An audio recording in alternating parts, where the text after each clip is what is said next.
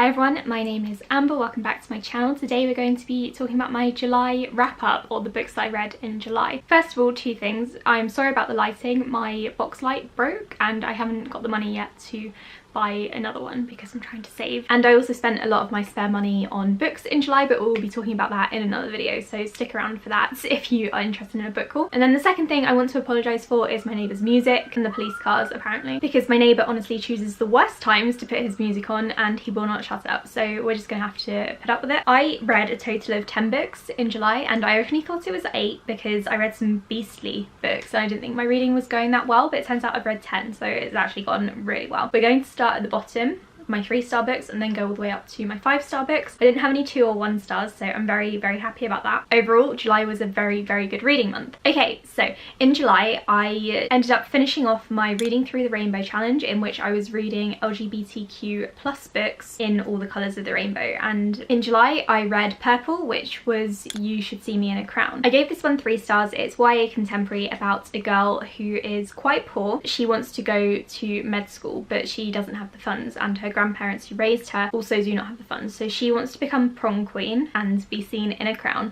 in order to win the prize money and go to college. Her brother has sickle cell syndrome and their mother previously died from it, or from complications relating to it. It's a very hard-hitting contemporary, but it's also very cutesy as well. I think the author managed to balance it out very well, and I did really enjoy the book. I only gave it 3 stars, or maybe 3.5. I did really enjoy it and I would highly recommend picking it up. I know so many people who have loved this book, so I would recommend it. For Orange, I read The Falling in Love montage, which is about, it's set in Ireland. It's another YA contemporary, and I think I burnt myself out on YA contemporary, which is why I gave this one 3 stars as well. It may not, full disclosure, it may not be a reflection of the book itself, which I don't know, does that make me a bad booktuber? I'm not sure. It's just I don't think I picked this up at the right time because I was reading so much YA contemporary for this week. I should have put in some LGBTQ fantasy and sci-fi in there, or some more rather, because yeah, by the end it was not going well. So this one is about a girl called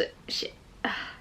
It's the Irish name that that actress has, Saoirse, except in the book the main character says it's not pronounced like that. So I'm sorry, I'm being told how to pronounce it 2 ways. I don't really know how to pronounce it, so let's leave it at that. This is another hard-hitting contemporary. It's about her, the main character, who is living with her dad. Her mum is in a care home because she has early onset dementia, and so she's trying to deal with that. She's trying to deal with her dad having a new partner, and she's also falling in love with another girl. I really enjoyed this book. Honestly, I think if I had read it at any other time I would have given it 4 stars. Same with You Should See Me in a Crown, but I managed to burn myself out. I would highly recommend picking it up if you're interested in YA LGBTQ contemporary. It's a very good book. For Blue, I read The Immortalists by Chloe Benjamin. First of all, I kind of regret putting it on the list because the LGBTQ elements aren't the focus of the book. This is about 4 siblings who go to a fortune teller, and the fortune teller gives each of them their date of death, the day that they are going to die. We follow each sibling in turn, starting off with the youngest, who is to die first, and then when that person dies we move on to the next sibling, and it's all about them living their lives with the knowledge that they could die soon. And it does kind of question whether or not the fortune teller pushed them to live the way that they did and therefore die on the date that they did. And to be honest, I thought this book was going to have a deeper message. First of all, I didn't love the fact that the male main character,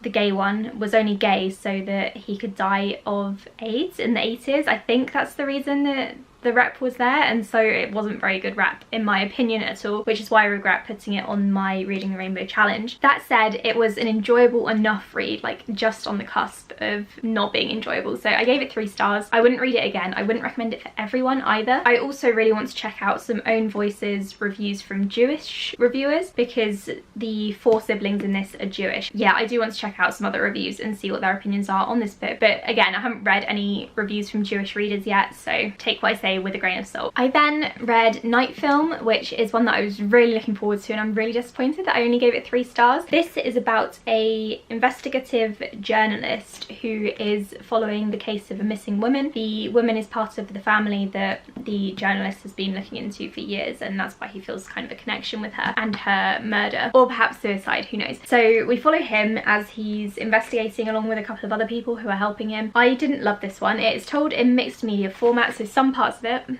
look like web pages and letters and notes and emails, and that part was really, really good. But I feel like a huge chunk of this in the middle was just kind of irrelevant, and there wasn't enough mixed media in there for me. I think the book was too long for a thriller, and I understand that the mixed media did add a lot of pages to it, but at the same time the book could have been shorter, more concise and more thrilling. And I think if the author didn't want to do it entirely or the majority of it in mixed media format, then they could have just done a shorter thriller in normal text, you know. So I gave this one 3 stars. I didn't love it, but I didn't hate it either. My next 3-star read was Burn Our Bodies Down by Rory Power. This is YA contemporary horror. Yeah, I would say contemporary horror. It's horror or contemporary with horror elements. So it's about a girl called Margot who has a very tense relationship with her mother. One day she gets in touch with her grandmother, and so Margot goes to her mother's hometown to see their grandmother, her grandmother. She wants to learn more about her heritage and where she came from, basically. It turns into a bit of a horror because then she comes across a dead person. She starts investigating things, and I think, like everyone else has said, this is the kind of book that you want to know as little about as possible before going into it, so I'm not going to describe it too much. I only gave it 3 stars because, like Wilder Girls, I didn't love the author's writing style, but I did love the concept. The idea was fantastic, and the ending was much better than Wilder Girls, which kind of ends very abruptly. But I really felt like this one didn't have much substance, and I do wonder if it was because it was kind of watered down for YA, and if the author Rory Power were to write an adult book and kind of go all out on the gore and gruesomeness and the body horror, then she would have an amazing time. And I think she might be writing an adult book next, so that's quite exciting. I'm looking forward to seeing what she does there. I then read Warbreaker and gave that 3 stars as well because it just was not that great. I don't really know what to say about this one. It's about 2 sisters. One was supposed to marry the king, but then the second sister did. This marriage was supposed to stop the king's kingdom from going to war with their father's kingdom, except there are other things afoot, of course. This one didn't really feel much like a fantasy to me. That the world building is kind of to do with colours and light, but there wasn't really much of that, and I think that's what I really missed, because one of my favourite aspects of Brandon Sanderson's books is the world building and the magical system, because I think he does really good magic systems rather. But in this one it just wasn't that great. It wasn't very enticing. It's just a bit long and not much really happened, so there's that.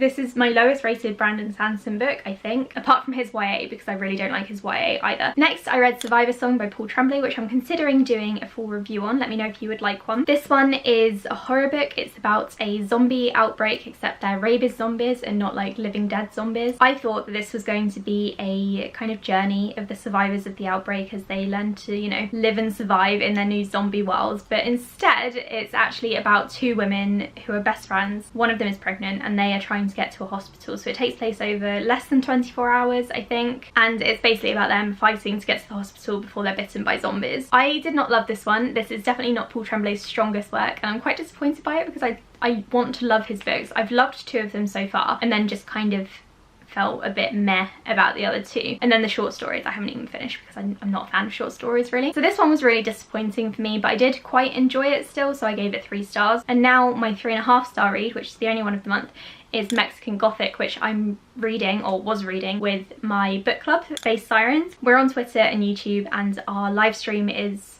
happening for this book on the 8th of August, so this Saturday as you're seeing this, I think, if I'm getting my dates right. Mexican Gothic is about a woman called Noemi who goes to a Gothic manor in order to kind of rescue her cousin who is married to the owner. Weird things are happening in this mansion and it's all very eerie. She's not allowed to leave, the cousin's also not allowed to leave, and she's going through some like nervous episodes, it seems. You're not really sure if it's haunted or if the family are doing something weird. So it was a very strange book and I did really enjoy it. The ending kind of got to me, and also I didn't love how the romance happened. Basically it was very insta-lovey. All of a sudden the guy was ready to kill for Noemi and change his beliefs and kind of just come around to things that should have probably taken longer. They were, you know, in love and ready to run away together. So I didn't love that, but I don't really love romance in books anyway. I did find the Gothic and eerie elements very interesting. The Gothic horror part was very, very well done, and I would definitely be interested in reading more from this author. I forgot to say also it's set in Mexico. Noemi is Mexican. The manor or the estate is owned by English people, so there's a lot of societal and cultural talks in the narrative,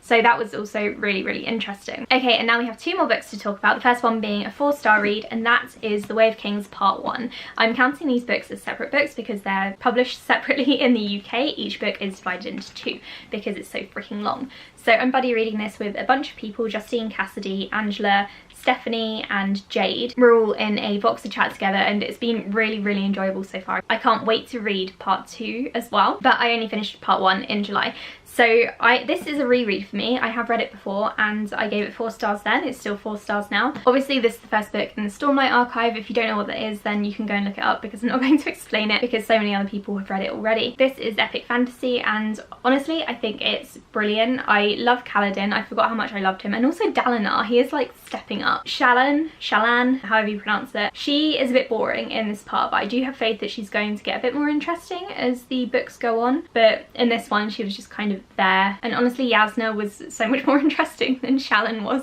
So yeah, I didn't love that, but Kaladin's chapters I was loving. Dalinar's chapters as well were really exciting. So yeah, I'm really glad that I am rereading this and I'm going to be ready for the 4th book to come out in November. And finally we have a 5-star read, which I haven't had in a while actually, since The Emperor of Gold, and that is The Light Brigade by Cameron Hurley. This is the first book I read in the month of July and it was the best one. Honestly, this was fantastic. This is about a person who has joined the Light Brigade and they are soldiers who are travelling up to Mars, but in order to travel almost instantaneously, scientists have found a way to take their bodies apart into light, make them travel at the speed of light, and then put them back together on Mars, or vice versa. Things go slightly wrong. This is a very timey-wimey novel. The main character starts to experience things out of order, and honestly I love this. I would reread it. I'm going to do a full review on it because I adored it. Another really cool thing about it is that you don't know what gender the main character is until the very end, because it's just not important. It doesn't come up in the story at all. Like, who cares? It's not important to them, so therefore it's not important to the reader. And I think Cameron Hurley did a really good job with that because it wasn't jarring at all. It just all felt very natural. And again, I would love to reread this one because I think now that I know how it ends, the timey-wimey stuff would make even more sense. And that's not to say that it was confusing at all, because it really wasn't. It wasn't confusing while I was reading it, but it's something that I think could be enjoyed even more with more context. So I would highly recommend picking this one up if you haven't already. If you're not a massive fan of sci-fi, I still think you would really enjoy it because there's not much sciencey stuff going on. It's more of an action-packed time travel kind of thing rather than hard sci-fi, and I loved it. So this is definitely going to make my favourite books of the year. Please go and pick it up. So those are all the books that I read in July. It was a very good reading month. I'm glad that I enjoyed all of the books that I read. I've already uploaded my August TBR, which is a very ambitious one, so if you haven't checked that out already, please go and do so you know what my reading plans are for August. Let me know in the comments below how your reading went in July or how your month went in general, and I'll speak to you all in the next video. Bye!